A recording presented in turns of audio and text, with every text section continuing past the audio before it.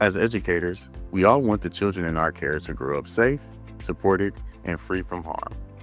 That's something we can agree on.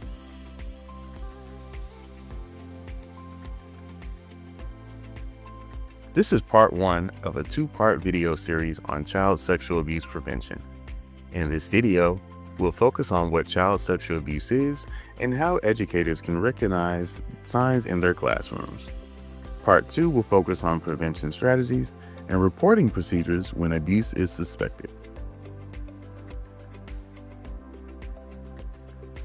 According to the Center of Disease Control and Prevention, child sexual abuse, or CSA, is a sexual activity involving a child under the age of 18 that the child does not understand, cannot consent to, or is not developmentally ready for.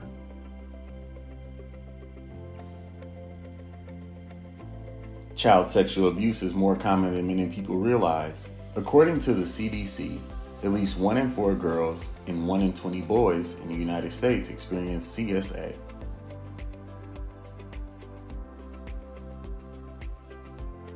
Child sexual abuse is considered an adverse childhood experience. Its effects can be both short and long-term, impacting a child's learning, relationships, physical health, and mental health. For some children, these effects can last a lifetime.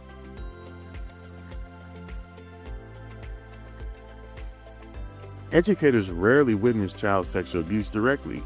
More often, concerns arise from signs in a child's behavior or warning signs in adult behavior.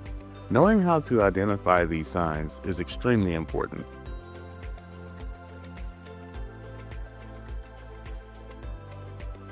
Possible signs in children may include sudden withdrawal, aggression, or regression in behavior, sexualized play, language, or knowledge that is not typical for the child's age, nightmares, toileting setbacks, or fear of certain people or places, unexplained pain or bruising, difficulty sitting or walking, signs of injury, or symptoms of sexually transmitted infection.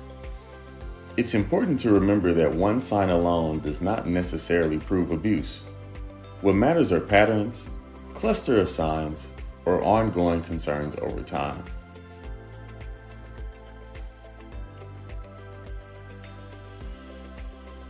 Grooming is a deliberate process in which an adult, or sometimes an older youth, builds trust, tests boundaries, creates secrecy, and isolates a child in order to facilitate abuse and avoid detection.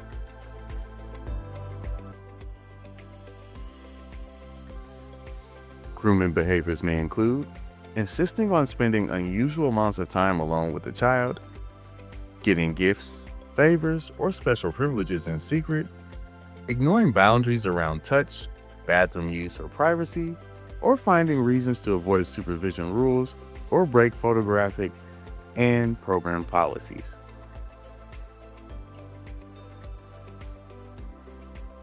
Boundary violations may not be abuse themselves, but they are warning signs that create opportunities for harm.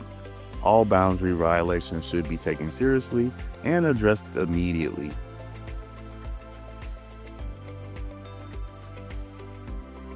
Child sexual abuse does not always involve an adult. Some abuse is child on child. While curiosity is normal, harmful sexual behavior is not. Warning signs include age and developmental gaps, force or secrecy, repeated behaviors after being told to stop, or sexualized actions far beyond what is expected of children their age.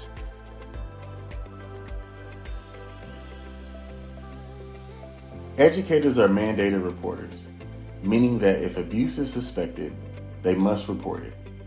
Recognizing signs and responding appropriately is an adult responsibility.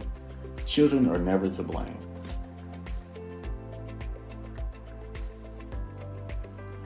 In part two, we'll focus on how to prevent child sexual abuse, create safer environments, and understand mandatory reporting responsibilities when abuse is suspected. Child sexual abuse prevention is possible. When programs create safe, stable, and nurturing environments, children are better protected and more likely to speak up when something feels wrong. Policies help keep children safe. Relationships help children feel secure. Protecting children is an adult responsibility, and keeping children safe is something we can all agree on. Learn more about child sexual abuse prevention and reporting responsibilities at somethingweagreeon.org and unitedforchildren.org.